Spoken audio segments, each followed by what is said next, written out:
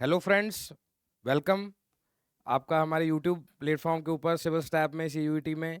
तो आज हमारा जो सेशन है इकोनॉमिक्स के रिगार्डिंग है, जिसमें हम सारे प्रीवियस ईयर क्वेश्चंस को डिस्कस करेंगे। जैसे कि आपने सिलेबस के रिगार्डिंग सारा वीडियो देखा ही होगा, जो सारे पॉइंट्स मैंने वहाँ पर एक्सप्लेन किए हैं उसी के रिगार्डिंग जो एक्सप्रेशन वाइज क्वेश्चंस को चूज़ किया गया है। और जो आपके पास शीट है जिसके ऊपर आप प्रैक्टिस करेंगे, क्योंकि बहुत सारे बच्चे इन चीज़ों को कवर कर चुके होंगे। जैसे कि हम 30 डेज का जो क्रैश कोर्स है 15 अप्रैल से शुरू करने जा रहे हैं, 15 अप्रैल 2024। यानी कि क्लास नोट्स एमसीक्यू पीडीएफ आपको उसी में मिल जाएगा। कॉमर्स का सब्जेक्ट है जिसमें मैं अमन बंसल आपके साथ इकोनॉमिक्स का सेट ले रहा हूँ, नीरज जी आपके साथ बिजनेस स्टडीज़ का ले रहे हैं, सब जो सब्जेक्ट अभिलाषा मैम आपके साथ अकाउंटेंसी का सब्जेक्ट कवर कर रहे हैं। और उसी के साथ हिंदी और इंग्लिश के डिफरेंट डिफरेंट सेट हैं। मेडिकल नॉन मेडिकल भी कॉन्टिन्यूशन में है और जनरल टेस्ट भी है और ह्यूमैनिटीज़ भी है। टोटल 6 सेट्स के अंदर इसको कवर किया गया, जो 30 डेज के अंदर रहेगा।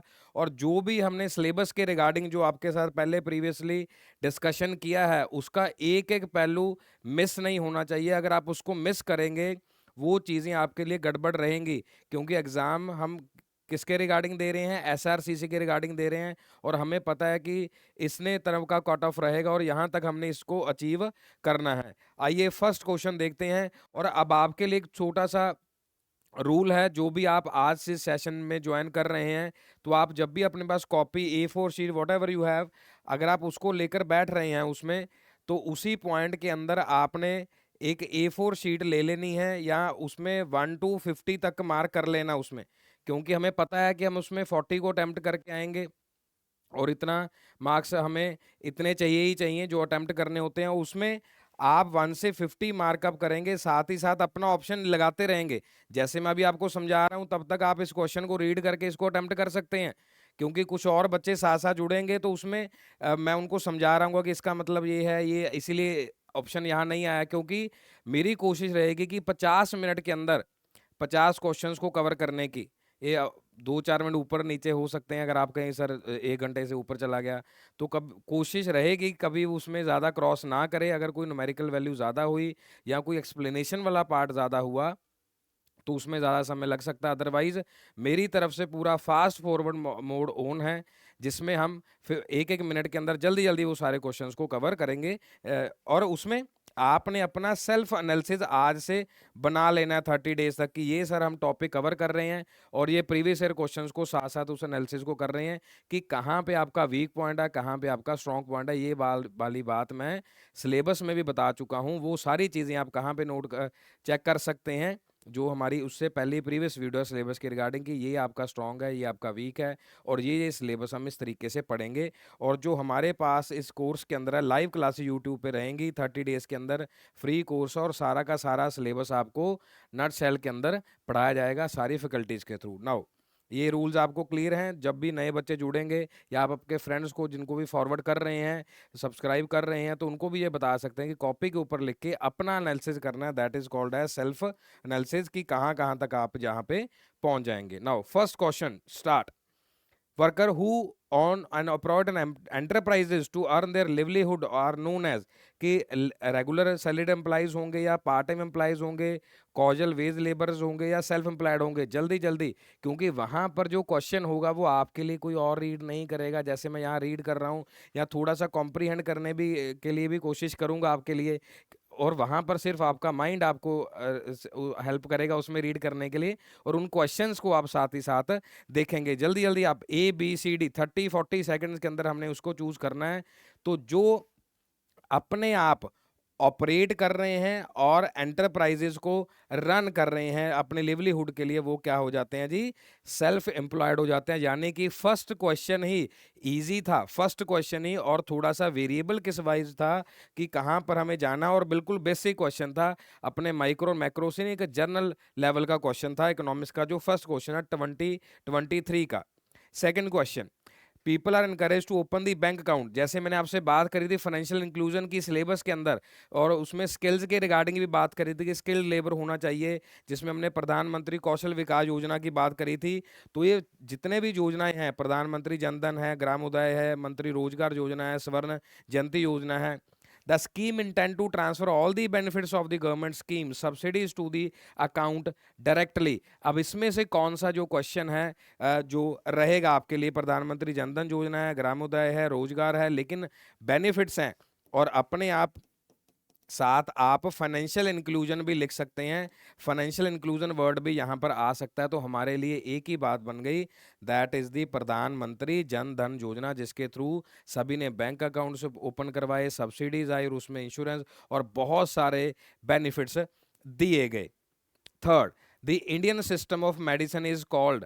अब आपको इसमें व्यू होना चाहिए अपने आप की, क्या वो किताब से रिलेटेड है, क्या वो करंट से रिलेटेड है, क्या वो जर्नलाइज है। मैंने आपको वहां पर एक वर्ड बताया था, दैट इज जियो पॉलिटिक्स और जियो इकोनॉमिक्स। जो आसपास चल रहा है उसमें से क्वेश्चन ज्यादा आएंगे।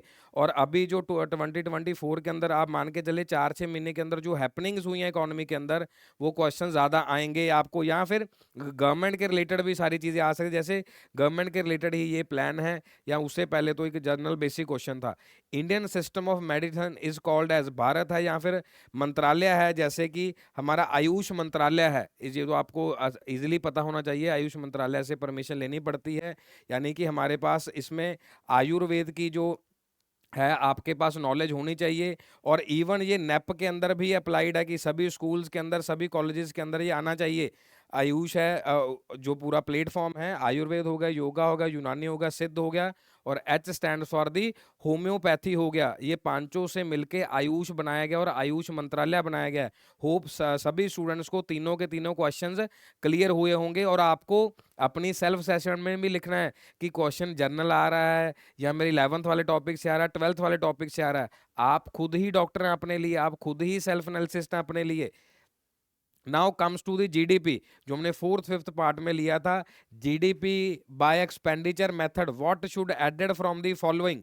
और ये बात मान के चलिए 4th क्वेश्चन है, अभी 4th क्वेश्चन से ये मान के चलना है कि आपको मैनी ऑप्शंस वाले क्वेश्चन ज्यादा आएंगे, क्योंकि यहीं पर गलती होने की जो प्रोबेबिलिटी है 90% होती है। 90% बच्चे इसमें गलत कर जाते हैं कि फर्स्ट कौन सा होना चाहिए, पहले कौन सा होना चाहिए, और उसके रिगार्डिंग हाँ अगर आपने कैलकुलेशंस करा है तो उसमें सारी चीजें आ जाएंगी। फाइनल कंजम्पशन हमने देखना है कि फाइनल वर्ड कब यूज होता है जी, नेट इंपोर्ट एक्सपोर्ट कब यूज होता है, या गवर्नमेंट की फाइनल कंजम्पशन एक्सपेंडिचर कब आना चाहिए, या पहले अपना आना चाहिए या एक्सपेंडिचर आना चाहिए। दो ही ऑप्शन है जिसमें से आपको चूज करना है, बाकी ऑप्शन तो हमें गलत लग रही हैं जी उसमें।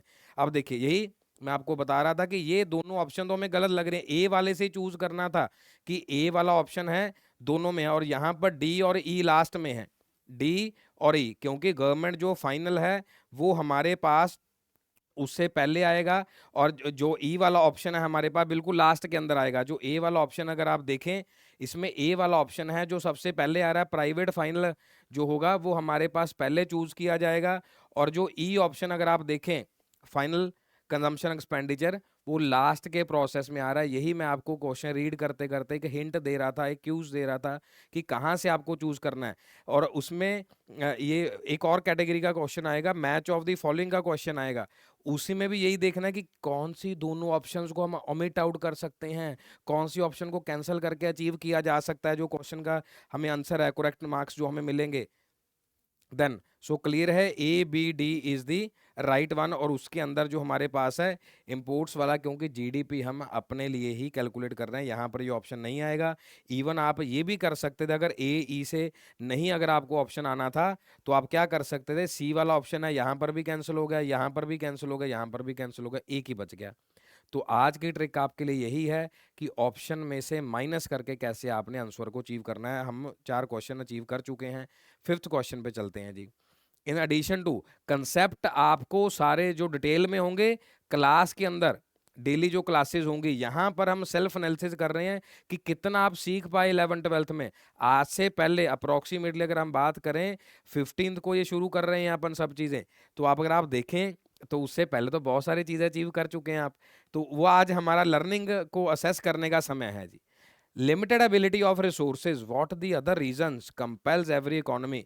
कहीं पर भी इकोनॉमी है, कौन कौन से ऐसे रीजन है जो उसको सप्रेस करेंगे, उसको प्रेस करेंगे टू डिसाइड कि रिसोर्सेज को कैसे यूज़ किया जाए। जैसे वेनेजुएला है, अर्जेंटीना है, बहुत सारे ऐसे देश जिसमें कोल बहुत ज़्यादा है, फॉसिल फ्यूल बहुत ज़्यादा है। और जो सबसे ज़्यादा जैसे अगर हम इंपोर्ट की बात करें, सऊदी अरेबिया के पास भी रिजर्व काफ़ी ज़्यादा है, और वेनेजुएला के पास तो रिजर्व होना ही होना चाहिए, रशिया के पास भी बहुत सारा रिजर्व है। फिर उसके बाद रिफाइन करके जो दोबारा भेजना चाहिए। तो ऐसे इकोनॉमी वाइज पूछा जा रहा है।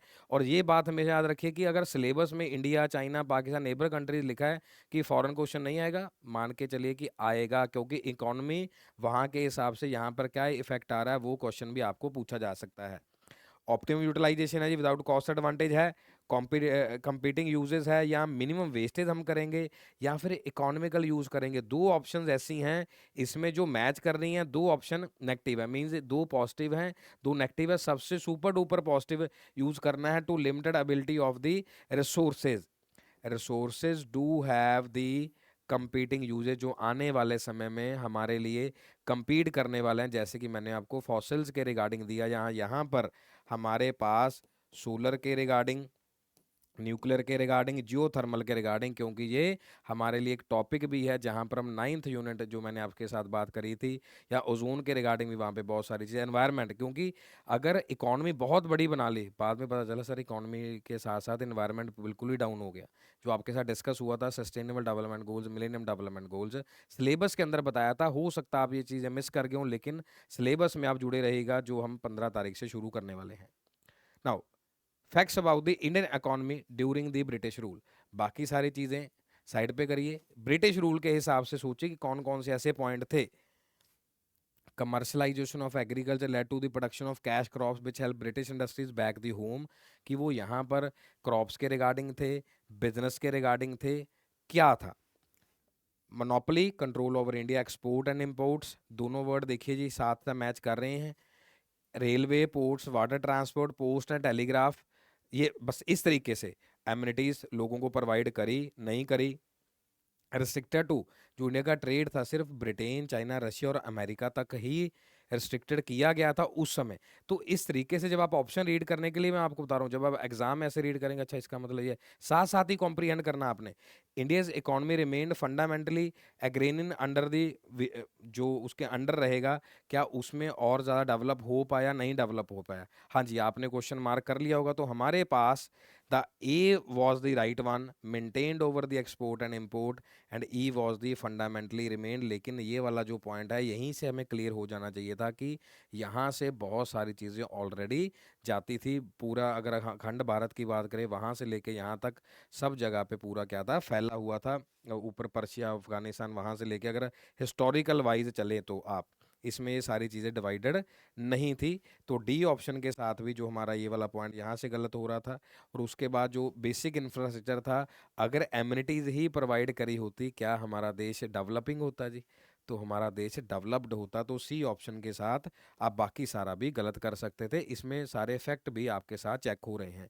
7th, what are the things, अलग अलग कैटेगरी वाइज आपने देख लिया, सिंगल क्वेश्चन देख लिया, डबल क्वेश्चन देख लिया, उसमें बहुत सारे एन नंबर ऑप्शंस वाले देख लिए, और उसके साथ नॉट वाला क्वेश्चन भी आपको एग्जाम में आएगा। नॉट के साथ साथ fill in the single fill in the blanks भी आएगा, और double fill in the blanks वाला क्वेश्चन भी 2023 में आ चुका है, अलग अलग सेट में आ चुका है। अलग अलग सेट वाइज हम इसको डिस्कस करेंगे। 7th question, dash are things from the owns what a firm can claim from the other, that are the asset are the things, जो क्लेम होता है दूसरी फर्म के साथ करंट एसेट, करंट लाइबिलिटीज के फैक्टर्स के ऊपर। Now comes to the 8th, कुछ बेसिक क्वेश्चंस होंगे। Now, what percentage change in quantity demanded is less than the percentage change in the price, कि क्या हम उसको कहेंगे अगर if the price of the good is in elastic. ये syllabus के अंदर भी मैंने आपको डिटेल में बताया था, और आपको ये ग्राफ के रिगार्डिंग नोट कर लीजिए साथ साथ, अगर आपको सारी चीज़ें आ रही हैं ग्राफ के साथ, और या फिर फॉर्मूला वाइज आपको ये क्वेश्चन पूछा जा सकता है। एक्सपेंडिचर ऑन द गुड क्या होगा अगर हमारा जो प्राइस ऑफ द जो गुड है इन इलास्टिक है, उसके ऊपर कोई इफेक्ट नहीं है, तो एक्सपेंडिचर ऑफ द गुड क्या रहेगा, ऑपोजिट रहेगा या सेम डायरेक्शन में, क्योंकि यहाँ पर पहले इसको बांध दिया गया है that is not elastic, this is in elastic. तो देखिए कौन सी डायरेक्शन में मूव करेगा, I think so same direction में ही मूव करना चाहिए, change in the same direction. ये बिल्कुल बेसिक आपने कर्व के ऊपर बनाना है, और हमने सिलेबस के अंदर भी इस चीज़ को डिस्कस किया था। मैं बार बार सिलेबस इसीलिए कह रहा हूँ क्योंकि ये जो वीडियो आपके लिए मैं बना रहा हूँ सिलेबस के बाद बना रहा हूँ। सिलेबस आपको पहले बताया गया कि ये क्वेश्चन आपको आए हैं या इतने सालों से एग्जाम को कवर कर रहे हैं, तो सारे पैटर्न्स को आप देख सकते हैं। The government sector affects the personal disposable income of household by making the transfer and collecting the tax। अब ये नंबर मत देखिए कि यहाँ पर ये नंबर है कि सर अभी तक 9 पे ही पहुंचे, साथ साथ ये भी समझिए कि कौन कौन से पॉइंट आप गलत कर रहे हैं, कौन कौन से आप सही कर रहे हैं। एलोकेशन फंक्शन हो जाएगा, या दोबारा रीडिस्ट्रीब्यूशन होना चाहिए, या एक स्टेबलाइजेशन फंक्शन जो गवर्नमेंट सेक्टर है वो करता है, यूज़ करता है। जैसे अगर हम यहाँ पे मॉलडीव्स की बात करें, हमारे देश के जो प्राइम मिनिस्टर हैं उन्होंने बताया कि यहाँ पर इंडिया वेडिंग का जो उन्होंने कल्चर दिया, तो उसमें अंबानी जी ने उन सब चीज़ों को फॉलो किया, और बहुत सारा बड़ा झटका मॉलडीव्स को लगा है जी। मैंने उस दिन भी आपको बताया था, management for the public enterprise, क्योंकि डिस्पोजेबल इनकम कौन सा ऐसा सेक्टर है जो उसमें इफेक्ट करेगा, दोबारा से उन चीज़ों को क्या करना पड़ेगा जी, रीडिस्ट्रीब्यूट करना पड़ेगा by making transfer and the collecting the taxes. Otherwise पहले पैसा बाहर जा रहा था, अब पैसा क्या है, दोबारा रीडिस्ट्रीब्यूट करवाया जा रहा है। Government sector affect the personal disposable income of the house hold. Central bank perform the following functions, और यहाँ पर भी हमने एक बात करी थी कि एक सेंट्रल बैंक का क्वेश्चन आएगा, एक आपको आरआरबी से, नाबार्ड से, या एसबीआई से, जितने भी कमर्शियल बैंक्स हैं उसके रिगार्डिंग भी आपको पूछा है, क्योंकि agriculture is also one of the important topic, उसके रिगार्डिंग भी क्वेश्चन आपको देखने को मिलेंगे। उस दिन भी आपको बताया था। यहाँ पर ऑप्शंस देखिए जी, यहाँ पर हमारे पास A, B, C, D and E. Bankers to the public या बैंकर्स टू दी बैंक, ये सेंट्रल बैंक की बात हो रही है जी, central bank. Banker to the government, lender of the last resort, बिल्कुल लास्ट में जो बच जाना, या इशू 1 रुपी कॉइन। अब इसकी जगह करेंसी नोट भी हो सकता है। साथ साथ में ऑप्शन आपने यहाँ देखना है, सेंट्रल बैंक की बात करी जा रही है, यहाँ पर कोई और शॉर्टकट आपको मिलेगा नहीं, कोई भी आपको क्ल्यू नहीं मिलेगा। तो हमारे पास एक ही ऑप्शन है, that is the bankers to the bank. सभी बैंक्स को पैसा दिया जाएगा, कुछ साथ में रखा भी जाएगा, कुछ होल्ड भी है, और कुछ लिमिटेशंस भी उसके साथ करी जाती हैं। डेफिनेटली गवर्नमेंट को भी पैसा उसी हिसाब से देना पड़ता है, बहुत सारे लोन्स हैं, बहुत सारी सब्सिडीज़ हैं, और उसी के साथ है लास्ट। हाँ, ये वाला तो अभी काफ़ी समय से स्टॉप है, और डेफिनेटली पब्लिक के लिए ऐसा नहीं जब तक अकाउंट, ये सेंट्रल बैंक की बात हो रही है जी। इसमें गवर्नमेंट है क्योंकि हम इसमें बड़े बैंक की, आरबीआई इसकी बात कर रहे हैं, जिसके अंदर वो गवर्नमेंट के लिए है, बैंकर टू बैंक है, lender of the last resort was the one. A tax that act as a, अगर और फंक्शंस की बात करी जाती फिर ये बात आती पब्लिक के लिए वो यूज किया जा रहा है। A tax that act as the automatic stabiliser, a shock, बस यहाँ पर एक टैक्स है जो ऑटोमेटिक सारी चीज़ें स्टेबलाइज कर देता है। It make disposable income spending ज़्यादा, लेस प्रोन टू फ्लक्चुएशन नहीं होगी जीडीपी के अंदर। तो डेफिनेटली गिफ्ट तो डेफिनेटली इधर उधर से आ रहे हैं, एक्साइज ड्यूटी कभी कम हो जा रही है, ज़्यादा बढ़ रही है, लेकिन हमारे पास एक ही ऑप्शन होते हैं, क्योंकि यहाँ पर हम डिस्पोजेबल इनकम की बात कर रहे हैं। We have the only option left behind is the income tax, जो एक ऑटोमेटिक स्टेबलाइजर है, जिससे बाकी सारी चीज़ें अपने आप ही एब्जॉर्ब हो जा रही हैं। A shock absorber because it makes disposable income spending. अब हम जैसे हम कहते हैं कि हमने पैसा सेव किया, गवर्नमेंट अगर एम्प्लॉय की बात करें, पैसा सेव किया, एफडी करवाया, उनको जो इसका इंटरेस्ट मिला उस इंटरेस्ट के ऊपर भी उनको टैक्स देना पड़ता है। दैट वाज दी जो शॉकिंग एब्जॉर्बर की बात यहाँ पर करी जा रही है, less prone to fluctuation in the GDP. Now comes to the 12th C, using small scale industries in India promoting the rural development is immense. और इसके रिगार्डिंग हमने ये वर्ड ट्रायंगल भी बनाया था नीचे की, जो पिरामिड है उसमें रूरल के ऊपर ज़्यादा काम किया जाएगा अगर इकोनॉमी को ज़्यादा स्ट्रॉन्ग करना है।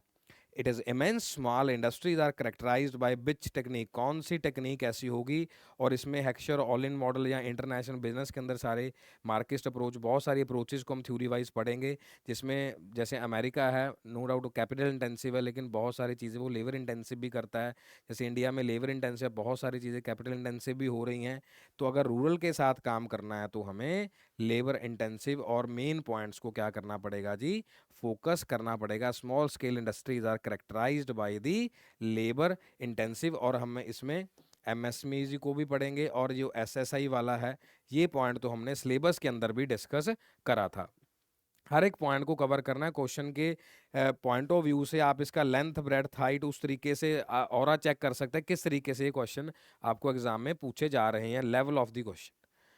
Now a country's consumption function described है, ये तो बिल्कुल सिंपल फार्मूला हमारे पास is equal I plus Y वाला जो फंक्शन है, ऑटोनॉमस कंजम्पशन हमसे पूछी जा रही है। जो दूसरा फंक्शन है अगर वाई के हिसाब से लेके चलते हैं, दूसरा फंक्शन जो चेंज नहीं होता, constant value that is the 500 was the one is the autonomous consumption. या फिर इस तरीके से एक क्वेश्चन और भी एग्जाम में आपको आगे मिलेगा कि किस तरीके से हम इसको डिनोट करते हैं, सी से डिनोट करते हैं, सी डैश से डिनोट करते हैं। इस तरीके का क्वेश्चन भी इंपॉर्टेंट है, यहाँ पर मार्कअप कर लीजिए।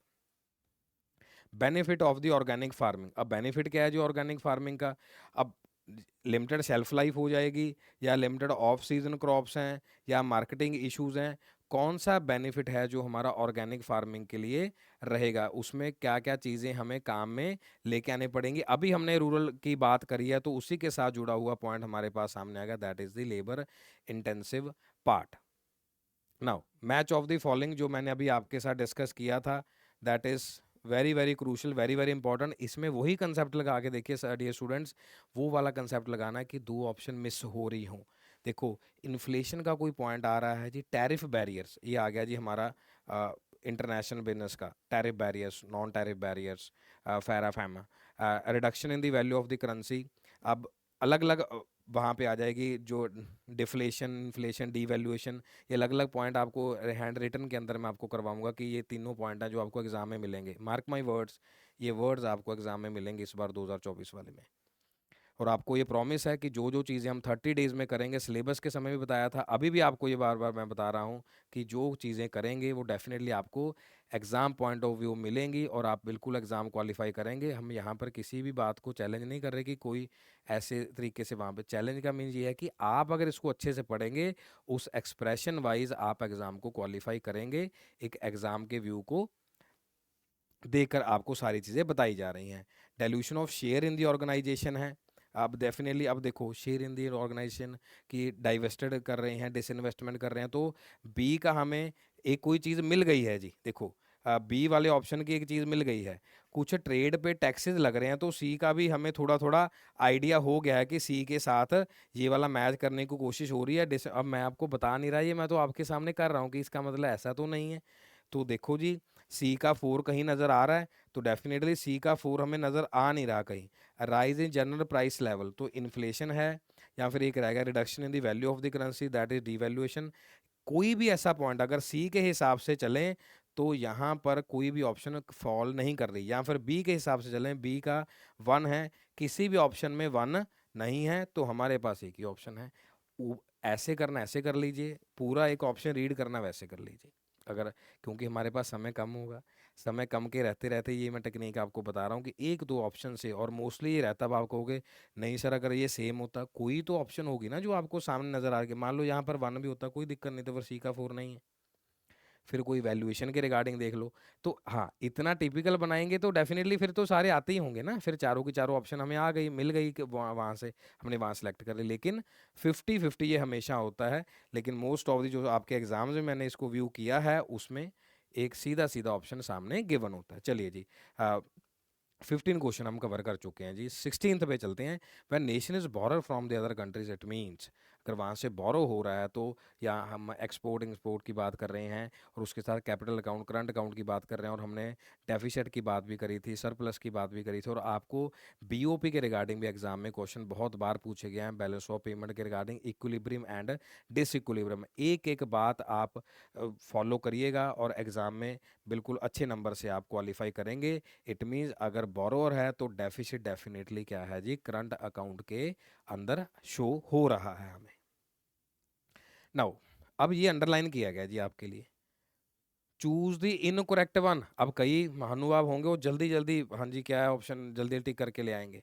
तो यहाँ पर इनकरेक्ट है, ये मैंने आपके लिए किया, वहां नहीं होगा इनकरेक्ट वहां पे, या फिर नॉट वाला ऑप्शन होगा, वहां आपके लिए कोई करके नहीं देगा, इसीलिए आपको बता रहे हैं कि उसमें नॉट या इनकरेक्ट वाला ऑप्शन होगा। और हमेशा एक बात याद रखिएगा कि जो क्वेश्चन है उसके एंड में भी थोड़ा सा ध्यान दीजिएगा कि एंड में क्या पूछा जा रहा है, अदर कंट्रीज। अगर ये और पीछे चलें, अगर क्वेश्चन वाइज ऑर्गेनिक फार्मिंग और मतलब टिपिकल वाइज ऑटोनॉमस कंजम्पशन, कई बार देख के जल्दी जल्दी अच्छा वैल्यू उधर चलेगी, 5 पे डिवाइड हो गया तो हमने ऐसे कर दिया, इस तरीके से नहीं,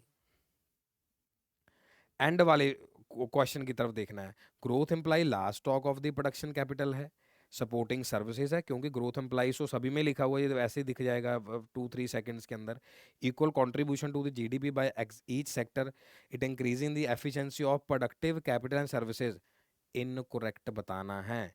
ग्रोथ इम्प्लाइज, अगर इम्प्लाइज मतलब साथ साथ बता रहे हैं countries capacity to module the output of goods and services, या तो ये वाला पॉइंट ले लो या फिर ग्रोथ एम्प्लाइज के साथ ले लो कि कौन सा ऑप्शन आपके लिए आएगा।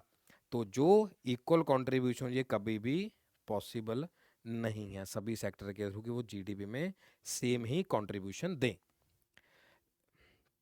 One of the easiest question of this exam, which of the following has the highest FDI, foreign direct investment, FIIs foreign institution जो हमारा इन्वेस्टमेंट होगा। तो ये सारे कवर करेंगे हम उसके अंदर सिलेबस के अंदर, और देखो 30 डेज के अंदर कवर करना, पूरा क्रक्स क्रक्स कवर करना है। इस 50 क्वेश्चंस में भी आपको आइडिया हो, अरे सर इतना सिलेबस है, तो बिल्कुल कवर करेंगे, बिल्कुल कवर करेंगे ये सारे क्वेश्चन को भी बता रहा हूँ। तो चाइना वॉज द वन, फिर उसके बाद हम ये नेबर कंट्रीज के रिगार्डिंग क्वेश्चन हमें पूछा गया है। 1/3 पार्ट हम कंप्लीट करने वाले हैं। हाँ ये वाला आपको कह रहा था जी मैं, एमडीजी एसडीजी। अब ये कहाँ पर जुड़ा हुआ जी, अगर आप ओजोन लेयर की बात यहाँ पर कर रहे हैं, क्वेश्चन रीड करते रहिए, मैं आपको इंपॉर्टेंस बता रहा हूँ इस टॉपिक की। तो यहाँ पर मॉन्ट्रियल प्रोटोकॉल थी, ग्रीन हाउस गैसेस के लिए क्योटो प्रोटोकॉल थी, बहुत सारी ऐसी प्रोटोकॉल्स बनी, पेरिस क्लाइमेट या स्टॉकहोम कन्वेंशन, बहुत सारी कन्वेंशंस हुई 1992 से लेके 2000 तक। बैठे ही रहे, मीटिंग्स करते रहे, क्या करना चाहिए क्या करना चाहिए, इकोनॉमी डेवलप तो हो गई लेकिन इन्वायरमेंट गड़बड़ हो गया। उसके बाद 2015 तक चले, फिर 2012 में साउथ अफ्रीका जोहान्सबर्ग में मीटिंग हुआ, उसके गोल्स को लेके 2030 में लेके चले गए एसडीजी, जिसके रिगार्डिंग अभी हम भी कमिटमेंट दे रहे हैं, हम भी कमिटमेंट्स दे रहे हैं, और 2035 तक इस पॉइंट्स को और आगे तक ले गए कि जो कार्बन क्रेडिट्स हैं, जो कार्बन एमिशंस हैं उनको रिड्यूस किया जाएगा वहाँ तक। नाउ अब प्रॉपर सीक्वेंस में बताना है, अगर हमें एनवायरनमेंट की प्रॉपर नॉलेज होगी तो डेफिनेटली ओजोन, जैसे ओजोनोस्फीयर भी कहा जाता है, स्ट्रेटोस्फीयर भी कहा जाता है, तो उसके रिगार्डिंग हमने ये देखना है। जैसे एक ये लिखा हुआ क्लोरोफ्लोरोकार्बन्स, तो ये सीएफसी भी होता है जी क्लोरोफ्लोरोकार्बन, या एससीएफसी हाइड्रोक्लोरोफ्लोरोकार्बन्स, या फिर जैसे ग्रीन हाउस गैस भी बात आती है, CH4 का भी मेन रोल है, CO2 का भी मेन रोल है। हो सकता है आपने इसको अच्छे स्टडी किया हो लेकिन 12th पॉइंट ऑफ व्यू आपने नहीं किया हो, लेकिन एग्जाम पॉइंट ऑफ व्यू जरूरी है। नेप में भी ये बताया गया नेशनल एजुकेशन पॉलिसी में कि जब तक बच्चे की एजुकेशन है उसको एनवायरनमेंट के बारे में जानकारी हमें देनी है। So fridge brought to the house, सबसे पहले फ्रिज मतलब ये नॉर्मल वर्ड लिखा हुआ जैसे कि रेफ्रिजरेटर थे, जैसे मैंने आपको एग्जाम में भी पहले बताया था, जो सिलेबस डिस्कस किया था, पहले जो गैस यूज होती फ्रेऑन यूज होती थी, अभी वाली एनवायरनमेंट फ्रेंडली यूज हो रही है R32, जो जिलेट वाली जो फॉर्म शेविंग क्रीम थी वो भी इसी का पार्ट थी, और जो हेलोजन्स थे, बहुत सारे ऐसे पेंटिंग, बहुत सारे ऐसे कॉस्मेटिक्स जिसमें से ये सारी चीज़ें हटाई गई। उसके बाद chlorofluoro used as the cooling agent, cooling agent कहाँ पे जी, रेफ्रिजरेटर में, या फिर उसके बाद एयर कंडीशनर्स के अंदर, बहुत सारे n नंबर ऑफ फैक्टर्स के अंदर इसको यूज़ किया जाने लगा। और उसके बाद हमारे पास क्लोरीन ब्रोमीन, क्योंकि ये लेवल क्या, अगर आपने केमिस्ट्री अच्छे से पहले पढ़ा है जी, 10 तक तो पढ़ा होगा बहुत अच्छे से, चलो अभी तो फील्ड हमारा कॉमर्स तक चला गया, तो ये सारे हेलोजन्स फैमिली है। फ्लोरीन है, क्लोरीन है, ब्रोमीन है, आयोडीन है, ये सारे हेलोजन्स हैं। हेलोजन्स, हेलोजन फैमिली है जी। 70 नंबर। उसके बाद 18th पे हमारे पास नोबल गैसेज आ जाती हैं। ये कुछ बेसिक चीज़ें आपको आनी चाहिए। उसके बाद हमारे पास जो ई वाला डिप्लीशन डेफिनेटली हो जाएगा, और उसके बाद स्किन कैंसर है। ये नॉर्मल हम एनवायरनमेंट वाइज बात करते थे, लेकिन अब ये सारी चीज़ें हमारे पास नॉर्मल कॉज के अंदर, ये हमें क्वेश्चन के अंदर पूछा गया था कि इवेंट्स को प्लीज़ बताइए। नाउ 20th जी, which of the following is not true. देखिए, देखो यहाँ पर मैंने अंडरलाइन नहीं करा क्योंकि आपको मैंने पहले बता दिया, तो उसको अंडरलाइन करके नॉट ट्रू बताना है जी। Benefits of the education. अब अगर स्क्यूनेस की बात करी है, थोड़ा सा अगर आपको इसके बारे में आइडिया हो, that is the normal distribution curve. अब स्क्यूनेस की बात ये कर रहे हैं कि अगर इस तरीके से स्क्यूड हो सकती है जी कर्व, या फिर ये वाली कर्व ऐसे हो सकती है, positively skewed, negatively skewed. Income distribution है जी, रेस स्टैंडर्ड है जी, इंक्रीज पार्टिसिपेशन रेट है, डेवलपमेंटल। अब 20 तक आप ये देख सकते हैं, ये कभी स्क्यूड जो नहीं होगी।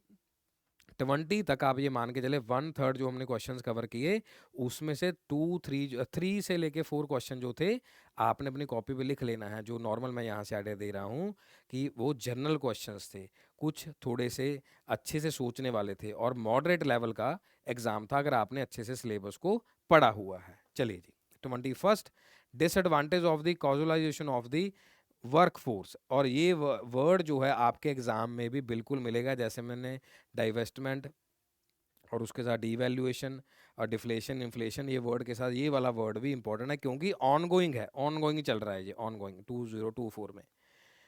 No paid leave, no regular income, no access to training, permission to take leave is not required, less working hour, that is the casualisation of the work force. लेकिन यहाँ पर फिर एक बात देखिए, डिसएडवांटेज पूछा जा रहा है, यानी कि नेगेटिव पॉइंट हमसे पूछा जा रहा है। पहले हमें ये 20th के बाद ये थर्ड नेगेटिव क्वेश्चन है, बाकी सारे पॉजिटिविटी के अंदर पूछे गए। अब नेगेटिव पॉजिटिव मतलब जो हमें अब फ्लो में चल रहे थे पॉजिटिव क्वेश्चंस को जैसे एस्मेटिक करना था, लेकिन एकदम से नॉट वाला क्वेश्चन है, that is the 21। So we have the no paid leave, no regular income, no access to the training, that is the casualisation of the work force. बाकी परमिशन की और लेस वर्किंग आवर्स तो normally चल रहा है। In China, campaign initiated in 1958 aimed at industrializing country on a massive scale. People were encouraged to set up industries in their backyard. This campaigning is called Great Show Forward, Great Dragon Forward, Great Run Forward, Great Leap Forward.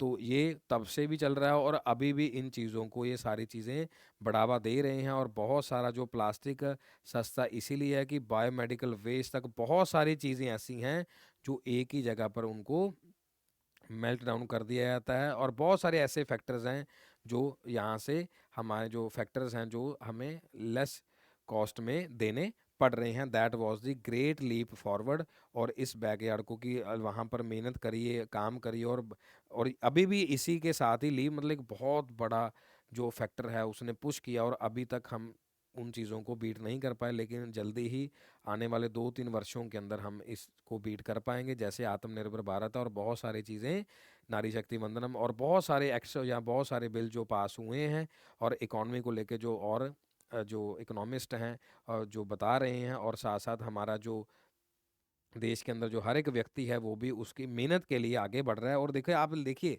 Massive scale people, लोगों का ही role होता है जी।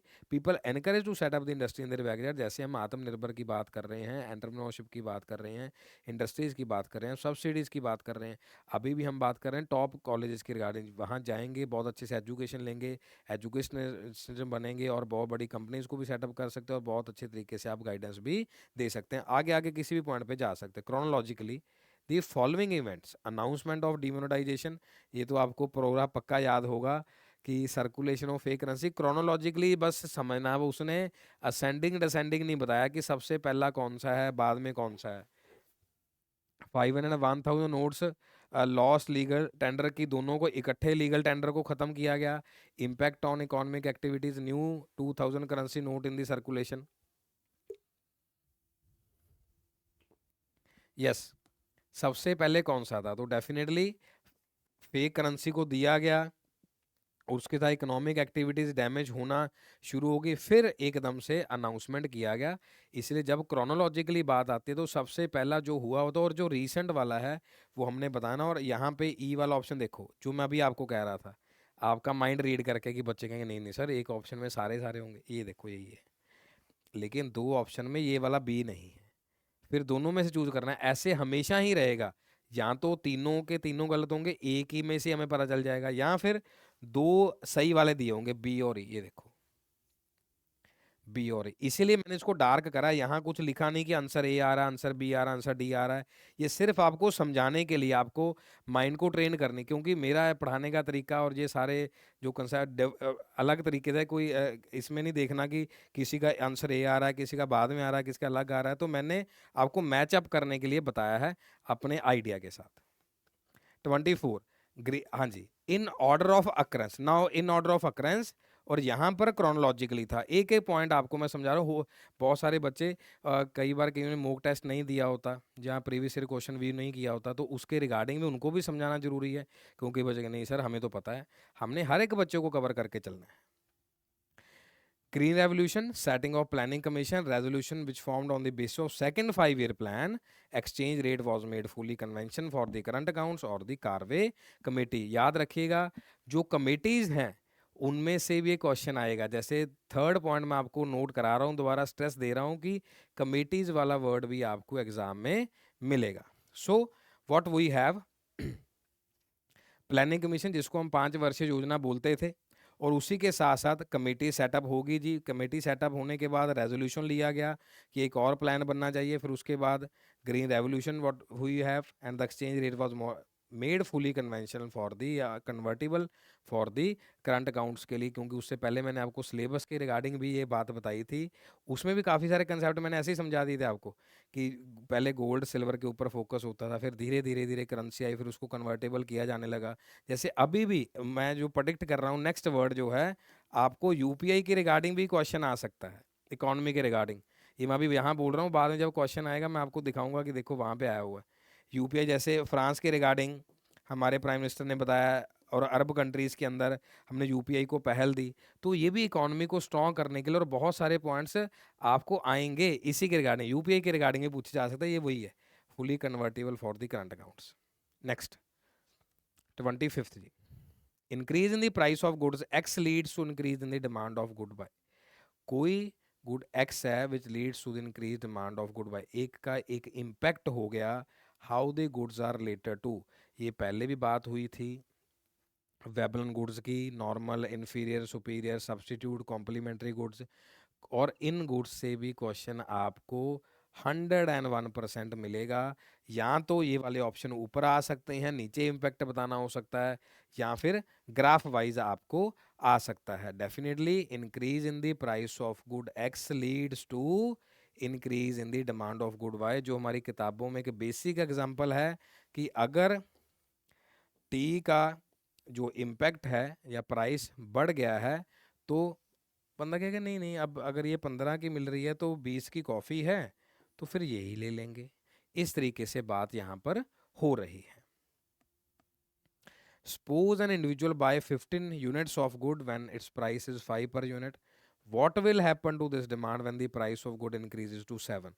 अब definitely कि पहले अगर हम इसको ग्राफ में बनाएंगे कि अगर 5 था तो हमारे पास क्या था जी, तो 5 के साथ जो डिमांड थी हमारे पास 15 की डिमांड थी। 5 से हम 15 की तरफ जा रहे थे, लेकिन जैसे जैसे प्राइस बढ़ी उसके साथ जो इलास्टिसिटी ऑफ डिमांड थी 0.5 दी हुई है हमें, डेल्टा क्यू के साथ दिया हुआ ये formula. Now increase is demand, no change in the demand, reduce is demand, shift to other, किसी और पे शिफ्ट हो गए हैं कि। और इलास्टिसिटी, अब देखो ये वही पॉइंट है, इसका मैंने टेबल भी आपके लिए बनाया है यहाँ पे कि greater than 1, less than 1, unity is equal to, उस तरीके से इस पॉइंट को आपने फोकस करना है। और ये भी मोस्ट इंपॉर्टेंट में है, क्योंकि 50 क्वेश्चन है, 50 पॉइंट तो आपको मैं बता ही सकता हूँ, उसमें आप 40 को अच्छे अच्छे कवर कर जाना, और जो 10 है बच जाएंगे, कोई दिक्कत नहीं है हमें। सो उसकी डिमांड क्या हो गई, डेफिनेटली अगर इलास्टिसिटी इतनी ज़्यादा आ रही है तो इट मीन्स क्या है, हमारा जो डिमांड है वो कम हो गया है। इसी के रिगार्डिंग मैं आपको एक स्नैपशॉट है इसी स्लाइड के अंदर, वो मिलेगा भी ज़रूर आपको, लेकिन उसको फोकस में डालना है। उसको सिलेबस जब करेंगे ना क्रैश कोर्स में, उसमें भी करेंगे। तो अभी हाँ जी, ये आ गया जी match of the following. MNREGA के रिगार्डिंग आ गया जी डिस्गाइज्ड अनएम्प्लॉयमेंट, सेल्फ एम्प्लॉयड का क्वेश्चन पहले था जी, फर्स्ट क्वेश्चन ही सेल्फ एम्प्लॉयड का था जी। ये अब हमारा 26 के 27 क्वेश्चन है। रेगुलर सैलरीड एम्प्लॉय, ये वाला ऑप्शन भी था। ये बात भी याद रखिए, जो प्रीवियस ईयर क्वेश्चंस हैं उनका कोई भी ऑप्शन अगले बार क्वेश्चन में आ सकता है, इसीलिए हर एक ऑप्शन बता रहे हैं आपको। इसका मतलब ये है, ये पहले क्यों नहीं हुआ, ये वाला वहाँ पे आ सकता है, तो इसलिए ये सारा एक एक डिस्कस किया जाएगा आगे आपके लिए। अश्योरेंस है, अनएम्प्लॉयमेंट कॉमन फॉर्म है जी। मनरेगा के रिगार्डिंग देखिए जी, हु ओन, पुराने वाले मेथड से करिए। परमानेंट वर्कर किसके साथ आएगा, रेगुलर के साथ आएगा। अब देख लीजिए, अगर एक आप 4 कह रहे हैं, फिर 2 ऑप्शन माइनस कर दो, 2 हमारे पास बच गए। अगर सेल्फ एम्प्लॉयड है, मिनिमम 100 डेज ऑफ एम्प्लॉयमेंट किस में दी जा रही है, who own and operate enterprise to earn their livelihood. यही देखो, सेम ऑप्शन हम फर्स्ट क्वेश्चन के अंदर करके आएगा। अगर आप सभी बच्चे यहाँ तक पहुँच गए हैं, इसको रिवाइज करते करते फर्स्ट क्वेश्चन हमने यहाँ तक किया है, तो वो वाला ऑप्शन भी आप यहाँ पर डाल सकते हैं। तो हमारे पास फिर वही बताया था, A4 है, बी हमारे पास क्या आ गया जी, थर्ड ऑप्शन में आ गया।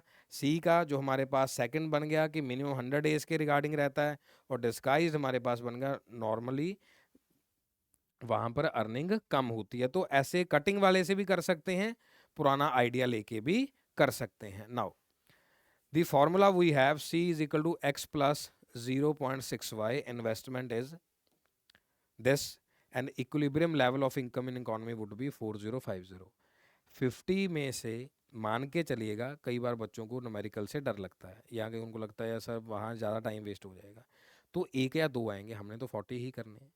तो इसी तरीके से वो देख के चलना है कि कैसे आप इसको सॉल्व आउट करेंगे, या उसको थिंक विदाउट इंक वाले फॉर्मूले में, कि वहाँ सोच के कर देंगे कि क्या आंसर आना चाहिए, कैसे हम उसमें वैल्यू डालेंगे। डाल आएगा जी हमारा ऑटोनॉमस कंजम्पशन, जो मैंने आपको सी हैश करके बताया था। तो हमारे पास ये फॉर्मूला है, C is equal to X plus 0.6y, और ये फॉर्मूला के रिगार्डिंग आपको क्वेश्चन 2024 में मिलेगा। ये भी टोटल हम 8-9 पॉइंट्स कवर कर चुके हैं। अब काउंटिंग मैं याद नहीं रखूंगा, लेकिन आपने वो साइड में कॉपी में लिख लेना कि क्या क्या पॉइंट्स इंपॉर्टेंट है। प्रीवियस ईयर क्वेश्चन एनालिसिस है, कोई ऐसे नहीं कि क्वेश्चन आया आंसर लगाया चले गए, नहीं।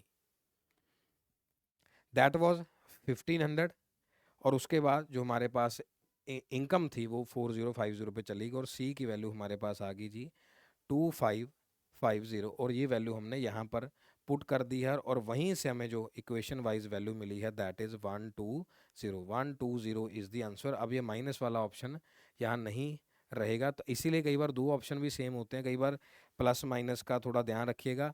इस तरीके से इस फॉर्मूले को करना है। अगर ये वाला क्वेश्चन नहीं भी रहेगा, तो इसके रिगार्डिंग क्वेश्चन आपको ज़रूर आएगा। इक्वेशन वाइज आपको y की वैल्यू निकालनी होगी, जैसे पहले हमने क्वेश्चन में वैल्यू करी थी 500 वाली वैल्यू करी थी।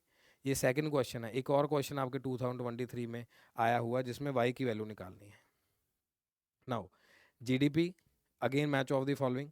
Process of moving self employment के रिगार्डिंग काफ़ी सारे देखो, नॉर्मल है, कैजुअल वेज वर्क आ गया, ऑस्ट establish employ, 10 hired workers for more है, proportion of work in the informal sector है, इनफॉर्मलाइजेशन ऑफ वर्क फोर्स है, कैजुअलाइजेशन है, जॉबलेस ग्रोथ है, फॉर्मल सेक्टर है।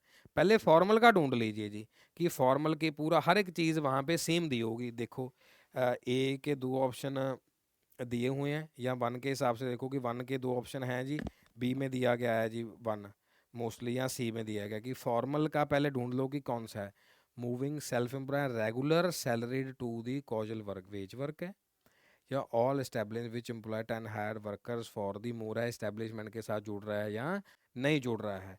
तो हमारे पास देख सकते हैं बिल्कुल जी, तो सी के साथ हमारा 1 चला गया, बी के साथ हमारा कौन सा चला गया, कैजुअलाइजेशन, क्योंकि ये वर्ड यहीं से मैच कर लो बस। हम इसका क्वेश्चन भी करके आए, बताया था कि ये भी वर्ड कॉमन है नाउ डेज 2024 के अंदर, ये भी वर्ड आपको रहेगा, मैं ऑलरेडी आपको रिपीट कर चुका हूँ। And the a we have GDP without generating employment is the jobless growth, उसके बिना ही सारी चीज़ें चल रही हैं क्योंकि industry was there. And then D is the 4 increase in the proportion, और ये कई बार क्या होता है सेम सेम भी सामने लिखा हुआ होता है।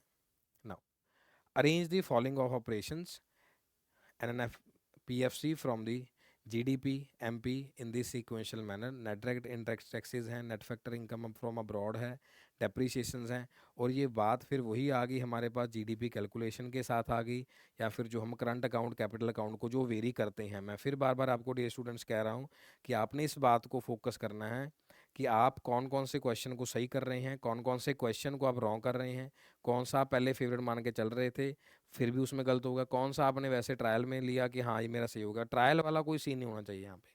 तो हमारे पास सबसे पहले हम नेट इनडायरेक्ट टैक्सेस के साथ जा रहे हैं, फिर डेप्रीशिएशन, फिर नेट वाला वर्ड हमेशा अब्रॉड वाला वो लास्ट के अंदर हमारे पास रहता है, क्योंकि करेक्ट सीक्वेंस पूछा गया है, नॉर्मल नहीं पूछा गया। दैट इज द ACB, ये सारा थ्योरी वाइज भी करेंगे। नाउ कम्स टू नबार्ड, ये आपको अभी बताया था, कदमश्री है, एनिमल हस्बेंड्री, ऑर्गेनिक फार्मिंग है। तो अब देखिए एग्रीकल्चर को कवर करते करते सब्सिडीज इनिशिएटिव्स को कवर करते करते बहुत सारे क्वेश्चंस पूछे गए हैं। नॉर्मल अगर आप देखें एग्जाम वाइज, अगर आपको सर 12th में तो कुछ और था सर, बोर्ड एग्जाम हम दे के आए हैं, तो फिर क्या हुआ, ये आपका थोड़ा सा आपको अंडरस्टैंडिंग लेवल वाइज क्वेश्चन है, रिफ्लेक्टिव लेवल क्वेश्चन है। इसमें मेमोरी लेवल वाला कुछ नहीं है, मेमोरी वाला तो 2-3 क्वेश्चन आपको रहेंगे, वो आप जल्दी टिक कराओ, जैसे चाइना वाला था, एक आध क्वेश्चन और था।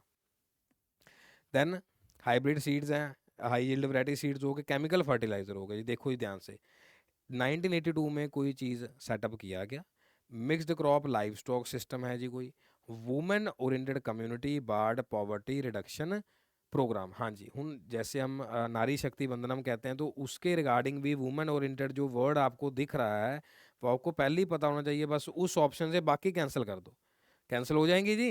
ये अपने आप ही कैंसिल हो रही है, मेरे कहने से नहीं हो रही, मेरा तो शुरू से रूल है, जब से मैं अपने सब्जेक्ट्स के अंदर ये सारी चीज़ें टीच कर रहा हूँ सभी बच्चों को, तो ये सारे रूल्स उसी हिसाब से हैं। जब आप और लाइव रहेंगे तो और भी फराटेदार करेंगे इसको। तो हमारे पास ये वाले ऑप्शन तो वैसे ही रॉन्ग हो जाना चाहिए कि हमारे पास वुमेन के रिगार्डिंग हो गया, बाकी तो खत्म है। और नबार्ड के साथ अगर मैच करें तो डेफिनेटली एक संस्था है, बाकी सारी चीज़ें हमारे साथ मैच हो ही रही हैं। सी के साथ एनिमल हस्बेंड्री मिक्स्ड क्रॉप के साथ चला गया, और ऑर्गेनिक फार्मिंग हमारे पास की जो सीड्स के साथ जो सारी चीज़ें साथ ही लिखी हुई हैं हमारी। Now a sheet is an example of capital receipt है, रेवेन्यू है, गवर्नमेंट के साथ ये जुड़ा हुआ वर्ड है। कैपिटल एक्सपेंडिचर हो गया, रेवेन्यू एक्सपेंडिचर हो गया, जिसको हम कई बार बेनामी भी बोल देते हैं, चीट वर्ड इसलिए वहाँ पर यूज़ किया गया है। Right of the government to take the ownership of the estate records of unclaimed property in the event there are no heirs और द बेनिफिशियरी। बहुत सारे लोग ऐसे जो रहते हैं जिसमें कोई भी बेनिफिशियरी और हायर नहीं रहता, उसमें गवर्नमेंट का अधिकार होता है, that is the revenue receipt. हाँ, दिस इज द फॉर्मूला जो मैं आपको पहले भी एग्जाम में बताया था, कुछ डायरेक्ट फार्मूला वाइज 50 में से 5 क्वेश्चन मान के चलेगा कि जो मेमोरी बेस्ड हैं, बस जा जाके टिक कर देंगे, लेकिन कुछ आपको पीछे जैसे क्रोनोलॉजिकली था उसमें थोड़ा सा हमें देखना पड़ रहा था। That was the second one, की प्राइस में जो चेंज हो रहा है उसके साथ साथ सब्सिक्वेंटली हमें डेल्टा, और इसी के रिगार्डिंग हमने इलास्टिसिटी वाले फार्मूला भी किया, और इलास्टिसिटी का यही मैं ग्राफ कह रहा था। Most important, again mark my words here, mark my words here, ये पक्का आपको एग्जाम में मिलेगा, पक्का मिलेगा। इनमें से कोई भी ग्राफ, यहाँ पे जैसे इन्फिनिटी है, इसमें 0 है परफेक्टली, एनलास्टिक में यूनिटरी में 1 है, ये लेस देन 1 हो गया जी, इसमें ग्रेटर देन 1 हो गया। जो अभी हम 0.5 वाला करके आए थे, डिमांड रिड्यूस हुई नहीं, और इसको हम एग्जाम्पल वाइज करेंगे, थ्योरी में एग्जाम्पल वाइज करेंगे, जब हम थ्योरी इसको पढ़ेंगे उसको एग्जाम्पल वाइज करेंगे, शायद 3rd 4th या 5th डे में जो शेड्यूल आपके साथ शेयर किया गया है, तो उसमें इस चीज़ों को स्टडी करेंगे। एक एक बात जो यहाँ से सिलेबस में बोली गई, सिलेबस से यहाँ तक बोली गई, यहाँ से जो मैं आगे बोल रहा हूँ, इसलिए आपको पूरे विश्वास के साथ कह रहा हूँ कि जो जो पॉइंट यहाँ डिस्कस हो रहे हैं वो आपको एग्जाम में ज़रूर मिलेंगे। Now this is again the formula, C is equal to I plus Y वाला। आई की वैल्यू 10 दी हुई है, then what will be the equilibrium level of the income. तो हमारे पास जो ये लेवल है, जैसे हमारे पास C is equal to 40+8y वाला क्वेश्चन हमारे पास आ गया, तो इसके अंदर हमें आई की वैल्यू पहले पुट करनी है, C is equal to I plus. तो हमारे पास आई की वैल्यू 40 है, लेकिन और दो इन्होंने हमें कहाँ पर पूछा गया कि लेवल बढ़ा के पूछा गया है। हमसे जो वैल्यू पूछेगी 40+0.8y प्लस इस इक्वेशन वाइज पूछी गई, दैट इज दी 10। हमने उसको बोल दिया कि दैट इज 50+0.8y। तो हमारे पास जो टोटल स्पेंडिंग बन गई 10 और स्पेंड करने के बाद जो इक्वेशन बन गई y is equal to 50 plus 0.8y बन गई। अगर हम तो अब देखो, आप कैलकुलेशन वाइज जाओगे, पॉइंट पॉइंट इधर करोगे, इसके रिगार्डिंग ही नहीं, तो यहीं पे कैलकुलेशन आपको मैं करके सीधा ही आंसर बता देता। 10 से मल्टीप्लाई कर लो सीधा, 10y, 500 पॉइंट अपने आप ही खत्म हो जाएगा, 8y। तो 10 है, 8 है, 2y we have 550, half is the answer. तो पॉइंट वाली में कंफ्यूज नहीं होना, मैथ इतना तो आप बहुत अच्छे से जानते हैं। तो डेफिनेटली 10 के साथ मल्टीप्लाई करके नहीं, क्योंकि फिर पहले उसमें माइनस करते 0.2, फिर ऐसे करके इतना समय नहीं है, क्योंकि माइंड वाइज हमें फास्टली कैलकुलेशंस को कवर करना है। 34 वी हैव, हम सेकंड स्टेज पे पहुंच रहे हैं, ख़त्म कर रहे हैं जल्दी, और हाफ से ज़्यादा कंप्लीट अपन इसको कर चुके हैं। Only 16 question we have left जो रहते हैं, विच इज़ नॉट ट्रू। लो जी, सेकंड सेट में भी हमारे पास नॉट ट्रू में आ गया। अगर हम 16 वाइज भी करें, 16 थर्ड जा, तो थर्ड के हिसाब से देखें, अगेन नॉट वाला क्वेश्चन दोबारा आ गया हमारे पास। इनकम स्क्यूड वाला है, और रेस स्टैंडर्ड है, क्वालिटी ऑफ लिविंग है, पार्टिसिपेशन है, तो हमारे पास स्क्यूड इनकम के रिगार्डिंग इसमें बात चल रही है। नेक्स्ट क्वेश्चन वी हैव, एक आधा क्वेश्चन एक्स्ट्रा भी है हमारे पास यहाँ पे। तो देन हमारे पास कैपिटल गुड्स हैं, फाइनल गुड्स हैं, कंज्यूमर गुड्स हैं, इंटरमीडिएट गुड्स हैं, कि कौन कौन सी गुड्स हमारे पास रहेंगे, और डेफिनेशन वाइज हमें इसको चलना है कि कैपिटल गुड्स हमारे पास कोई फर्दर ट्रांसफॉर्मेशन के लिए है, नॉट लिखा हुआ है यहाँ पे, जल्दी जल्दी रीड करना। Raw material for the input, it enable for the production of the process, कुछ गुड्स हैं जो प्रोडक्शन को अच्छा बनाएंगे, आगे तक कंटिन्यू करेंगे। Good purchase by the ultimate consumer, बस हाँ इसको फाइनल कर लो जी। इंटरमीडिएट से, या जो बिल्कुल एंड पे हमारे पास बच गया, कि जो हमारे पास है ऑप्शन, तो हमारे पास जो बच गया that is the consumer goods बच गया। और जो हमारे पास फाइनल गुड की ऑप्शन हमारे पास आ रही है, that will not pass through the, जिसको हम आगे पास नहीं करेंगे, बस। उसके बाद तो कंजम्पशन वाइज बी का जो हमारे पास इंटरमीडिएट है, जो अभी आगे जाएंगे प्रोडक्शन के लिए, एंड देन इज दी जो अनेबल करेंगे, जहाँ से कैपिटल गुड्स हमारे पास सामने आएंगे। और यही जो मैं आपसे बात कह रहा था, हमें लगता है कि सारी चीज़ें आती होती हैं। यहाँ पर नोट लिखा हुआ देखो, जल्दी नहीं करनी, बस कॉम्प्रीहेंड अच्छे से करना आपने इसको। 36, in case of N unexpected fall in turn over of A form, कि एकदम से टर्न ओवर फॉल होगी, कौन सी कमोडिटी है, कौन सा सर्टन क्राइटेरिया है जो सिचुएशन वाइज हमें चीज़ें बता रहा है। प्लान्ड अकमुलेशन इन्वेंट्रीज थी, अगर अनएक्सपेक्टेड है तो प्लान्ड है या नहीं है। अनप्लान्ड थी, अनप्लान्ड डीकमुलेशन थी, प्लान्ड डीकमुलेशन ऑफ दी। अब डेफिनेटली ये तो एक आंसर हमें वैसे ही दिख रहा है कि अगर अनएक्सपेक्टेड फॉल हुआ है, तो उनके पास अनप्लान्ड कमुलेशन थी, कि चीज़ें कैसे यूज़ की जाएंगी, कैसे आगे भेजी जाएंगी। और देखिए नंबर वाइज देख लीजिए, कि जो अगर एग्जाम वाइज उसी सीरीज में यूज़ किया गया इसको, अगर गुड्स वाइज क्वेश्चन था, तो साथ ही साथ हमें कंपनी के साथ इस बात के लिए जोड़ दिया गया। नाउ जो जनरल क्वेश्चन है, 1970 Pakistan introduce nationalisation of capital good industries, but later due to international pressure they shifted the policy to. फिर उन्होंने ऐसा क्यों किया, कि क्या चीज़ें ऐसा थी, नेशनल प्रेशर का, बहुत सारी चीज़ें, FATF है, बहुत सारी ग्रे लिस्ट है, बहुत सारे ऐसे पॉइंट्स हैं जो हमेशा पाकिस्तान को इन चीज़ों का ध्यान रखना पड़ता है, बहुत सारी जो गतिविधियाँ इंटरनेशनल उनके साथ चल रही हैं। तो हमारे पास जो पॉइंट था, उन्होंने डी नेशनलाइजेशन वाले पॉइंट के ऊपर शिफ्ट कर दिया। 38, correct statement related to the stock and flow. देखिए पहले वाला जो गुड्स लेवल था, या जो पॉइंट्स हमारे पास चल रहे थे, उसी गुड्स के रिगार्डिंग चल रहे थे, अब वही स्टॉक लेवल वाला ही क्वेश्चन आ गया। 1 जनवरी तक होना चाहिए, पीरियड ऑफ टाइम है, म्यूचुअल अंडरस्टैंडिंग है, या जनवरी टू दिसंबर हमें स्टॉक से डिफाइन कर देने चाहिए, या 1 दिसंबर था, जनवरी था, वो देखना है, पर्टिकुलर पॉइंट ऑफ टाइम है। किन्हीं दो पॉइंट को चूज करना है, ये बात आप ध्यान देखिए। किसी में एक ऑप्शन था, किसी में 2 ऑप्शन थे, किसी में 3 ऑप्शन थे, किसी में बहुत सारे थे, किसी में फिल इन दी ब्लैंक्स थे। तो हमारे पास यहाँ पे अब 2 ही पूछे जा रहे हैं, तो इसीलिए आपको माइंड बॉगलिंग चीज़ें सामने सामने नज़र आ रही हैं, कि क्या क्या चीज़ें हमें वहाँ पर देखनी है। तो what we have, period of time जो स्टॉक के रिगार्डिंग पूछा जा रहा है, और हमारे पास एक पर्टिकुलर टाइम पे बताया देना चाहिए, या फिर इसको हम आगे ले जाएंगे लॉजिस्टिक्स में, ऑपरेशंस में ले जाएंगे, ये सारे पॉइंट्स उसी के साथ रहेंगे। हाँ जी, double fill in the blanks जी। Dash measures are the dash measures intended to corrected some of weakness that have developed in the balance of payment.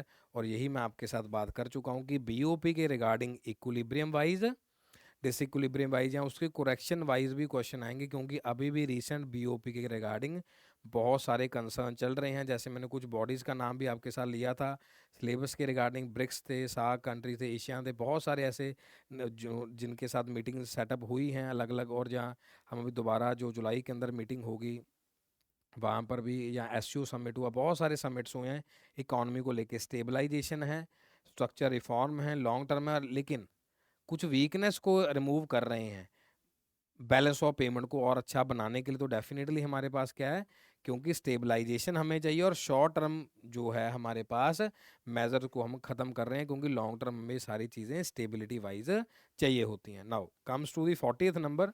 10 question ही हमारे पास बचे हैं 40 तक, यहाँ तक जो हमें टारगेट अचीव करना होता है। इसमें आप ये देख चुके होंगे कि अगर पहले 40 क्वेश्चन आप अचीव करते हैं तो उसमें कितने गलत थे कितने सही थे। जब भी आप इस वीडियो को देखेंगे, नो डाउट फ्रेंड्स को शेयर करेंगे, क्योंकि आपके रिव्यू से, आपके फीडबैक से हम इसको और अच्छे तरीके से आपके सामने रख पाएंगे। तो नीचे एक हमारे पास कमेंट बॉक्स होता है, उसमें भी आप लिख सकते हैं कि सर मेरे इतने मार्क्स बने जी। अगर आप यहाँ तक पहुँच गए जल्दी जल्दी में, तो आपने ये खुद बताना है कि सर 40 तक मेरे इतने बने पाए, सर 32 क्वेश्चन मेरे करेक्ट थे, सर 30 करेक्ट थे। इस तरीके से आपने बता देना मल्टीप्लाई करके मार्क्स को। Not the objective of the government budget, कौन सा बजट का ऑब्जेक्टिव नहीं होता? तो ये बिल्कुल कि रीजनल डिस्पैरिटीज़ नहीं होती, जिसको हम डिस्क्रिमिनेशन की बात करते हैं।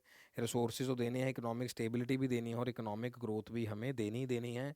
एक ही नेगेटिव ऑप्शन था कि रीजन डिस्पैरिटीज़ को हम नहीं इंक्रीज करना चाहेंगे। हाँ, बाकी जो चीज़ें होती रहें टीवी पे, चैनल्स पे, राजनीति होती रहे, वो चीज़ें कभी भी नहीं होती हैं। और हमारे सामने ऑटोनॉमस ट्रांजैक्शन बताई जा रही है, ट्रू पूछा जा रहा है। फिर आप देख सकते हैं बीओपी के रिगार्डिंग हमसे फिर पूछा जा रहा है। बीओपी के 4-5 क्वेश्चंस आ चुके हैं, देखिए फिर बीओपी तो करना ही करना है। और कईयों के लिए थोड़ा सा डिफिकल्ट टॉपिक होता है, लेकिन हम इसको डिफरेंस वाइज करेंगे, करंट कैपिटल अकाउंट वाइज करेंगे उन सारे क्वेश्चंस को। तभी पहले आपको क्वेश्चंस दिए गए हैं, फिर कल से हम इसको टॉपिक वाइज लेके चलेंगे, साथ ही साथ और एमसीक्यूज वाइज भी इन चीज़ों को देखेंगे। तो हमारे पास it is set to be surplus if autonomous receipts are greater than the autonomous payment. तो ये ऑटोनॉमस ट्रांजैक्शन के रिगार्डिंग जो हमने सी हैश के ऊपर क्लिक किया था। A farmer wants to take credit to meet his expenditure in the agriculture input, which of the following is not an institution to approach for the credit, कि जिसको हम क्रेडिट्स के लिए नहीं अप्रोच करना चाहेंगे, तो डेफिनेटली वहाँ पर हम नबार्ड को अप्रोच नहीं करना चाहेंगे। अब अगले एक्सपेंडिचर को मीट करने के लिए वहाँ पर चीज़ें नहीं आएंगी, अलग बैंक में अलग लेवल पे जाना पड़ेगा। हाँ जी, ये वाला क्वेश्चन जो था मैं आपके साथ डिस्कस करना चाहता था, जो हमने ऑटोनॉमस के रिगार्डिंग कंजम्पशन का, ये 4th क्वेश्चन है। कुछ वर्ड्स तो मैं आपको पढ़ाते पढ़ाते ही बता रहा हूँ, मेरे पास कोई पेज कहीं कुछ नहीं लिखा हुआ, मैं आपको सिर्फ अपने बैक ऑफ माइंड से बता कि कितनी बार ये रिपीट हो चुका है। ये आपने अपने लिए कैलकुलेशन करना है, क्योंकि सभी का पॉजिटिव, नेगेटिव, वीक, स्ट्रॉन्ग अलग अलग है सभी के लिए। तो आपने देखना कितनी बार वो ऑटोनॉमस रिपीट हुआ, कितनी बार बीओपी रिपीट हुआ। तो इट मीन्स, क्योंकि हम क्वेश्चन पेपर कोई अभी इतना पुराना तो नहीं कर रहे, रिसेंट ईयर का ही क्वेश्चन पेपर कर रहे हैं, अलग अलग सेट वाइज कर रहे हैं। तो एंड तक हमें हमारे पास आ जाएगा कि इतनी बार ये वर्ड रिपीट हो, इतनी बार इस पे क्वेश्चन पूछेगा, तो बस क्वालिफिकेशन है ये। तो दैट वाज दी सी पर जो 12 that was the autonomous consumption. 44th, how will the earthquake in the Turkey affect the production possibility curve of their economy. मैं तो आपको पहले ही कह चुका हूँ, मैं फिर अभी कह रहा हूँ कि ये मत देखिएगा कि सिलेबस में इंडिया, चाइना, नेबर कंट्रीज दिया हुआ है। मैं तो आपको जब वो बिजनेस बता रहा था कि कहाँ तक ब्रिटेन रूल वाला, मैं तभी बताया कि वहाँ टर्की, पर्शिया, अफगानिस्तान बहुत जगह जगह पे था। तो अर्थ को वहाँ है, तो क्या इकॉनमी वाइज फिर हमने कैसे हेल्प करा, कैसे सपोर्ट करा। जैसे वॉर्स अलग अलग पैरेलल चल रही हैं, इजराइल, गाज़ा, रशिया, यूक्रेन, तो बहुत सारी चीज़ें क्या। और ये बार बार हमारे प्राइम मिनिस्टर जब भी स्पीच में बताते हैं कि 2 अलग अलग जगह पे वॉर चल रही हैं, जो सप्लाई चेन है, लॉजिस्टिक्स है, किस तरीके से उन चीज़ों को मैनेज किया जा रहा है, ये सारे पॉइंट्स इसी पे हैं। प्रोडक्शन पॉसिबिलिटी कर पीपीसी जिसको बोलते हैं, will shift rightwards, PPC curve will shift leftward, no change in the production possibility curve। Definitely मैंने आपको हिंट दे दिया है जो अभी भाषण के रिगार्डिंग दिया था। Production PPC can shift leftward and the rightward, तो ओनली क्या है हमारे पास, तो लेफ्टवर्ड शिफ्ट हो जाएगी जब जो पॉसिबिलिटी कर्व होगी डेफिनेटली प्रोडक्शन। और आप इसका वीट के ऊपर भी इम्पैक्ट दे सकते हैं। बहुत ज़्यादा यूक्रेन की तरफ से हेल्प होती थी, लेकिन अभी चाइना भी नो डाउट विश्व लेवल पे सपोर्ट कर रहा है सभी अलग अलग कंट्रीज़ को, और हमारे पास इस दौर में मौका है कि उन चीज़ों को डेवलप करके बहुत आगे तक जा पाएँ। 45th, the labour laws enable the worker to protect their rights. अब लेबर के रिगार्डिंग ही या वर्कर फोर्स के रिगार्डिंग ही कितनी बार ये चीज़ें पूछी गई हमसे। More holidays, protection of the wages, लेकिन लॉज हैं, देख लीजिए ध्यान से, हॉलीडेज पे काम करेगा नहीं करेगा। Unemployment allowances, grievances, compensation for the loss, right to organise from the trade union. क्या ट्रेड यूनियन के उसका राइट दिया जाएगा नहीं दिया जाएगा, क्योंकि बात हम प्रोटेक्शन की कर रहे हैं और चीज़ों की नहीं। मैं फिर आपको कह रहा हूँ, हम उसी पॉइंट वाइज चल रहे हैं जिस पॉइंट वाइज हमने ये फर्स्ट जो सिलेबस के रिगार्डिंग जो हमने डिस्कशन करा था। तो हमारे पास क्या, अभी जैसे मैंने आपको बताया कि जो हमारे पास जो ऑप्शंस बची हैं, प्रोटेक्शन, क्योंकि हम बात किसकी कर रहे हैं जी, राइट्स की। देन कंपनसेशन फॉर लॉस की बात कर रहे हैं, और साथ ही साथ ट्रेड यूनियन की बाकी जो हमारे पास ये ऑप्शंस हैं ये उसके साथ नहीं है, क्योंकि प्रोवाइडिंग वर्ड कुछ नहीं है, क्योंकि जो चीज़ें मिल चुकी हैं उनको प्रोटेक्ट करना है। प्रोवाइडिंग वर्ड नहीं है कि प्रोवाइड करना है, जो चीज़ें हैं ऑलरेडी वो चीज़ें पहले प्रोटेक्ट करके जब तक वो स्टेबल होंगी फिर नई चीज़ें प्रोवाइड करने के बारे में कुछ चीज़ें सोची जा सकती हैं। 46, डॉलर इज हेयर। सो ये मैं सोचे कि रूपी आइकन ही वहाँ रहेगा, कहीं से भी क्वेश्चन आ सकता है। विच of the following statement true if exchange rate of $1 changes from 70 to 81। अभी तो बहुत ऊपर चल रहा है, तो क्या चीज़ें हमें इम्पैक्ट में बता रहे हैं। लाइन वहाँ के लिए है डॉलर के लिए, और हमारे इंडिया के कंटेक्स्ट के बारे में पूछा जा रहा है। Imports will fall, rise, exports will rise, national income will rise, national income will fall. अब देख लीजिए डॉलर बार बार पेमेंट दिया जा रहा है, इसीलिए ब्रिक्स, जो ब्रिक्स हैं, ब्रिक्स प्लस हैं, बहुत सारे कंट्रीज ऐड होंगे, उन्होंने बोला कि हाँ हम 20+ कंट्रीज एग्री हुए कि हाँ इसमें हम पेमेंट ले सकते हैं, क्योंकि सब डॉलर के अगेंस्ट compete करना चाहते हैं, और अलग अलग कि हाँ यहाँ पर करेंसी दिया। और जैसे मैंने यहाँ पर आपको बताया फ्रांस के रिगार्डिंग, जो यूपीआई रिगार्डिंग, और बचे जो अभी रिसेंट जो करंट अफेयर्स होंगे 2-3 महीने पुराने, या मैंने जो करंट जियो पॉलिटिक्स जियो इकोनॉमिक्स के बारे में बताया, वो क्वेश्चन के रिगार्डिंग आपको सामने रहेंगे रहेंगे, उसी में से क्वेश्चन आपको पूछे जाएंगे। और इसी के रिगार्डिंग जो हमारे पास ऑप्शन बचता है, इम्पोर्ट्स जो हो जाएंगे डेफिनेटली विल फॉल, अगर ज़्यादा हमें डॉलर पे करना पड़ेगा, और उसी के साथ हमें ये करना ही पड़ेगा, एक्सपोर्ट्स को राइज करना ही पड़ेगा, और उसी के साथ साथ हमारे पास जो नेशनल इनकम है वो भी राइज करेगी, और इम्पोर्ट जो हो जाएंगे डेफिनेटली फॉल हो जाएंगे। इसका स्टेटमेंट यही है इस कंटेक्स्ट में कि अगर डॉलर की वैल्यू ज़्यादा हो रही है, इट मीन जो इम्पोर्ट है वो कम है, एक्सपोर्ट क्या है जी हमारे लिए ज़्यादा हो रहा है, और जो नेशनल इनकम है डेफिनेटली बढ़ रही है। In the following which part of the agriculture marketing system, ये भी वो वही बैंकिंग वाले सिस्टम से या एग्रीकल्चर इकोनॉमी के साथ या जो बैंक्स जुड़े हों उसके रिगार्डिंग आ गया है। एमएसपी के रिगार्डिंग जैसे करंट चीज़ें चल रही थी, बफर स्टॉक है, माइक्रो क्रेडिट प्रोग्राम है, पीडीएफ पब्लिक डिस्ट्रीब्यूशन सिस्टम है, जो शॉप्स के ऊपर कम दाम में सारी चीज़ें दी जाती हैं। तो हमारे पास मिनिमम सपोर्ट प्राइस है, बफर स्टॉक है, और हमारे पास पीडीएस है, माइक्रो क्रेडिट स्कीम, ये बैंक के साथ जुड़ी हुई हैं, एग्रीकल्चर मार्केटिंग सिस्टम के साथ नहीं जुड़ी हुई हैं। ये सिलेबस में भी कवर करेंगे। Now people demand foreign exchange because they want to send gift abroad, they send gift to another country. वही पैट्रिएट रीपैट्रिएट जो रेमिटेंसीज वर्ड वहाँ पर यूज़ किया जाता है कि कई बार फॉरेन में हम काम करने के पैट्रिएट, वहाँ से दोबारा है रीपैट्रिएट, लेकिन जो वर्ड है remittances, the foreign send gift in our country, they want to purchase imported goods from our market, the foreigners like to purchase goods from our market, then we have definitely अगर foreign exchange demand कर रहे हैं वो बाहर gift को भेजना चाहते हैं। The process, second last question of today's discussion, the process of moving from self employment or regular salaried employee। देखिए जी, फर्स्ट से लेके फिर मैं एक और क्वेश्चन, फिर एक क्वेश्चन से match of the following, match of following के बाद फिर दोबारा से employment to casual work is known as casualisation of the work force, regularisation है, नॉन सैलरीड है, सेल्फ एम्प्लॉयमेंट फोर्स है, तो इसको हम क्या कह रहे हैं, casualisation of the work force. कि self employment and regular self employment कहाँ से चले गए, कॉजल वर्क से ट्रांसफर हो गए। लास्ट क्वेश्चन जी, apex body coordinate the activities of the all institution involve in the rural financing system, जो मैंने अभी आपसे रिगार्डिंग बात करी थी, अपेक्स बॉडी जो इन्वॉल्व होगी रूरल एरियाज़ के अंदर फाइनेंसिंग के लिए। और जितने भी बॉडीज़ अभी लिखी, मतलब जो जो मेन बॉडीज़ हैं, जैसे नाबार्ड की हम यहाँ पर बात करें, national bank for the agriculture and rural development, और जैसे मतलब ये मेन बॉडीज़ को हम कवर करेंगे। जो मेन बॉडीज़ हैं इसको एग्ज़ाम में के लिए भी कवर करेंगे। और यहाँ पर क्वेश्चन भी पूछा गया और एक बैंकर्स टू बैंक वाला क्वेश्चन पूछा गया था, दैट इज सेंट्रल बैंक। और नाबार्ड के रिगार्डिंग भी नोट वाला क्वेश्चन पूछा गया।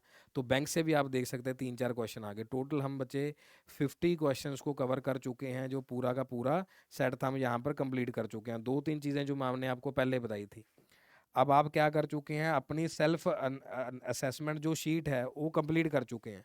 कि पहले 50 में सर हमारे 42 ठीक हो गए सर आज, क्योंकि हम आपको एक्सप्लेन कर रहे थे सर, आप इसलिए ठीक हो गए सर। एक्सप्लेन मीन्स क्योंकि मैं क्वेश्चन आपके लिए पढ़ रहा हूँ ना, आपके दिमाग तक जा रहा है, उसको आप रीड भी कर रहे हो उसको जल्दी जल्दी में।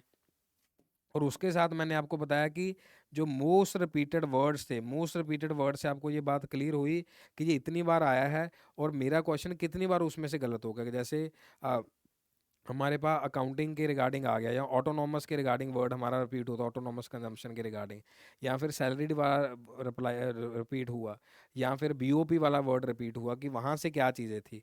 और उसी के साथ वही बात जो मैंने आपको बताया कि जो आपके पास वीडियो जब जाएगी तो नीचे कमेंट बॉक्स है, उसमें आपने अपने रिव्यू फीडबैक जरूर देना है, सो दैट हम आपको और बहुत सारी अच्छी चीज़ें प्रोवाइड कर पाएँ। कोई भी टॉपिक आपका वीक होगा तो वो भी आप मेंशन कर सकते हैं, उसको भी प्रायोरिटी वाइज मैं आपको टैग करके बता दूंगा कि हाँ जी ये टॉपिक बच्चों ने रिक्वेस्ट किया था, इसको यहाँ पर और अच्छे तरीके से भी ऐड किया जा रहा है। ऑल्दो हमने पूरा सेटअप बनाया हुआ जिसमें आप सारी चीज़ों को बहुत अच्छे से पढ़ेंगे। Last but not the least, कि आपके जितने भी फ्रेंड्स सीजूर की प्रेपरेशन कर रहे हैं, जो हमारा प्लेटफॉर्म CUET सिविल स्टैप है, और जिसके अंदर ये पूरी फ्री क्लासेस चलेंगी जब तक आपका एग्ज़ाम है, डेट वाइज 15 मई से जैसे शुरू होने वाला एग्ज़ाम, तो उसमें सभी अलग अलग सब्जेक्ट्स की जो कोचिंग है आपको उसमें मिलेगी। आप अपने फ्रेंड्स तक इन चीज़ों को शेयर कर सकते हैं, और जो PDF है हमारे ग्रुप्स में मिल जाएगी, डिस्क्रिप्शन में इसका लिंक भी डला हुआ है। इन्हीं शब्दों के साथ बहुत बहुत धन्यवाद आप सभी का जुड़ने के लिए। नेक्स्ट क्लास में मिलेंगे, तब तक के लिए शुक्रिया। Take care dear students, God bless you all and do positive study. Thank you.